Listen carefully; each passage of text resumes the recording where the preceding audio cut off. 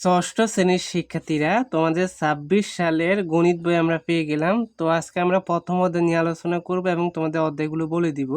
তোমাদের গণিত বইতে অধ্যায় আছে ৮টা। হ্যাঁ, প্রথম অধ্যায় হচ্ছে স্বাভাবিক সংখ্যা ও ভগ্নাংশ, অনুপাত ও শতকরা, পূর্ণ সংখ্যা। এগুলো তোমরা পরে জানতে পারবা। আমরা আজকে আলোচনা করব প্রথম অধ্যায় নিয়ে।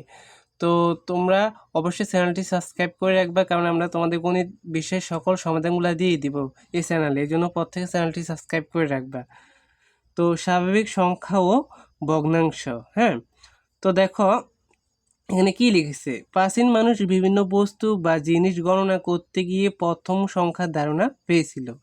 প্রথম দিকে কম সংখ্যক বস্তু গুনতে হতো, কিন্তু সভ্যতার বিকাশের সাথে সাথে বেশি সংখ্যক জিনিস হিসাবের প্রয়োজন দেখা দেয়।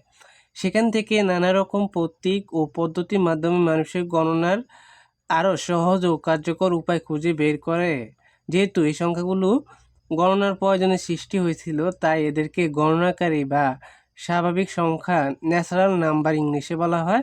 যেমন ১, ২, ৩, ৪, ৫, ৬, ৭, ৮ ইত্যাদি। মানে এগুলাকে কি বলা হয়? সংখ্যা বলা হয়। তো এই সংখ্যা বলা হয়, দেখো তোমরা এগুলো জানো। এখানে সংখ্যা, দেখো এটা মুখস্থ করতে হবে। প্রাচীনকালে মানুষ বিভিন্ন বস্তু বা জিনিস গণনা করতে গিয়ে যেসব সংখ্যা সৃষ্টি করেছিল তাদের গণনাকারী বা স্বাভাবিক বা প্রাকৃতিক সংখ্যা বলা হয়। পরীক্ষা আসবে, ভালো করে মুখস্থ করে নিবে। তো অধ্যায় শেষে আমরা কি কি জানতে পারবে, এগুলা দেওয়া আছে, এগুলা তোমরা জানতে পারবে। অঙ্কপাতন, দেখো ১.১ পাটিগণিতে 10টি প্রতীক দ্বারা সব সংখ্যাকে প্রকাশ করা যায়। তোমরা জানো এই প্রতীকগুলো কি কি? ১, ২, ৩, ৪, ৫, ৬, ৭, ৮, ৯, ০। এগুলোকে অঙ্ক বলা হয়। আবার এগুলো সংখ্যাও। শূন্য ব্যতীত বাকি সংখ্যাগুলো স্বাভাবিক সংখ্যা। শূন্য ব্যতীত যে সংখ্যাগুলো আছে সবগুলা কি? স্বাভাবিক সংখ্যা। এদের মধ্যে প্রথম ৯টি প্রতীককে সার্থক অঙ্ক এবং শেষেরটিকে শূন্য বলা হয়। এদের মধ্যে কি প্রথম ৯টিকে কি বলা হয়? সার্থক অঙ্ক, এবং শেষেরটিকে শূন্য বলা হয়। সংখ্যাগুলোর স্বকীয় বা নিজস্ব মান যথাক্রমে ১, ২, ৩, ৪, ৫, ৬, ৭, ৮, ৯ ও ০। তো এখানে তোমরা অনেক কিছু জানতে পেরেছো, যে সংখ্যা কাকে বলা হয়, তারপরে প্রাকৃতিক সংখ্যা কাকে বলা হয়। এখন এখানে একটু মনোযোগ দিতে হবে প্রত্যেকে। দেখো, ৯ অপেক্ষা বড় সব সংখ্যাই ২ বা ততোধিক অঙ্ক পাশাপাশি বসিয়ে লেখা হয়। কোনো সংখ্যা অঙ্ক দ্বারা লিখলে লেখাকে অঙ্কপাতন বলে। অঙ্কপাতন কাকে বলে? কোনো সংখ্যা অঙ্ক দ্বারা লেখাকে অঙ্কপাতন বলে।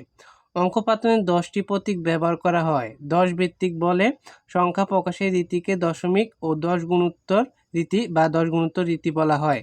এই রীতিতে কয়েকটি অঙ্ক পাশাপাশি বসিয়ে সংখ্যা লিখলে এর সর্বাপেক্ষা ডান দিকের অঙ্কটি তার সক্রিয় মান প্রকাশ করে। ডান দিক থেকে দ্বিতীয় অঙ্কটি এর সক্রিয় মানে 10 গুণ, অর্থাৎ তত দশক প্রকাশ করে। এগুলো তোমাদের লাগবে না। তারপরে আমরা একটু এখানে দেখি। দেখো, দেশীয় সংখ্যা পটন রীতি।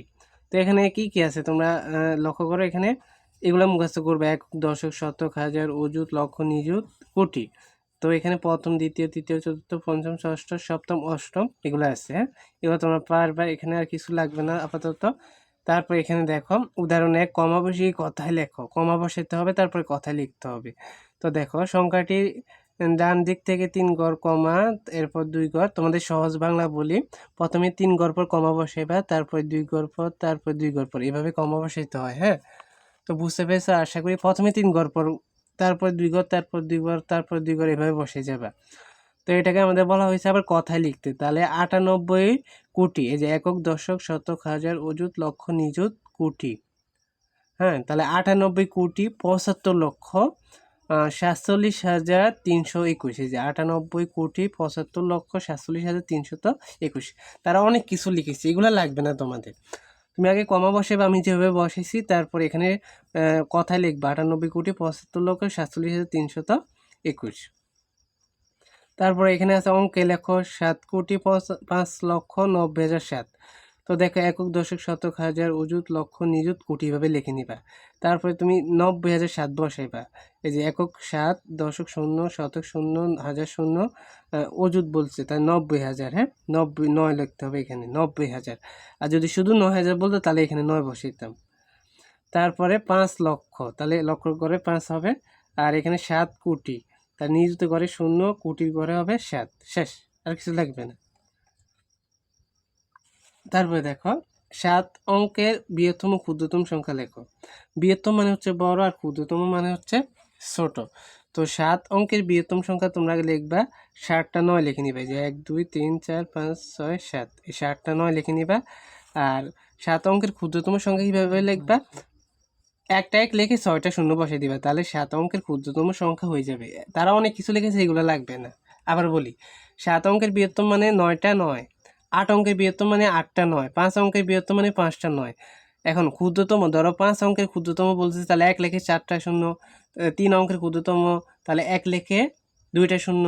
তারপর যদি বলা হয় 8 অঙ্কের ক্ষুদ্রতম, তাহলে 1 লিখে 7টা শূন্য। এখন যেহেতু 7 অঙ্কের বলছে, তাহলে 1 লিখে 6টা শূন্য বসিয়ে দিলে তোমাদের হয়ে যাবে। তো আজকে আমরা পৃষ্ঠা 1 থেকে 3 পর্যন্ত আলোচনা করেছি। পরবর্তী ক্লাস থেকে পরবর্তী পৃষ্ঠাগুলো আলোচনা করব। তোমরা ধারাবাহিকভাবে আমাদের ক্লাসগুলো পাবা। তো এই জন্য প্রত্যেকে চ্যানেলটি সাবস্ক্রাইব করে রাখবা আর কমেন্টে জানিয়ে দিবা কোন ক্লাসগুলো লাগবে। কেমন? ধন্যবাদ সবাইকে।